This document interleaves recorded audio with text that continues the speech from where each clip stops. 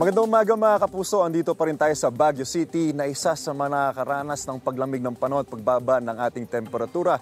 Mga kapuso, paalala lang, kahit walang namumong bagyo o low pressure area ay maganda pa rin tayo sa mga pag-uulan.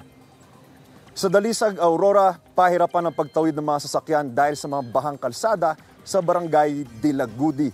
Ang ilang tricycle halos nabalahaw na. Ang pag-uulan sa Aurora ay epekto ng easterlies ayon sa Pag-asa. Mga local thunderstorm naman ang nagpaulan at nagpabaha sa ilang barangay sa Kabakan, Cotabato.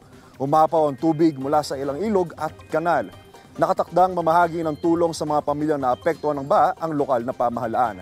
Maging ready tayo mga kapuso dahil ayon sa Pag-asa, malaking bahagi pa rin ng bansa maapektuhan ng easterlies o kaya naman mga local thunderstorm. May pagkakataong posibleng magdulot ng baha ang pag-ulan na yan. Ingat po tayo. Mga kapuso, mula po dito sa Baguio City, ako po si Anjo Pertiera para sa GMA Integrated News Weather Center. Maasahan, ano man ang panahon.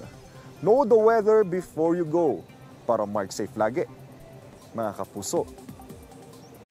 Mga kapuso, know the weather before you go at mag-subscribe na sa GMA Integrated News sa YouTube. Para sa mga kapuso natin sa abroad, bisitahin ang GMA Pinoy TV at www.gmanews.tv.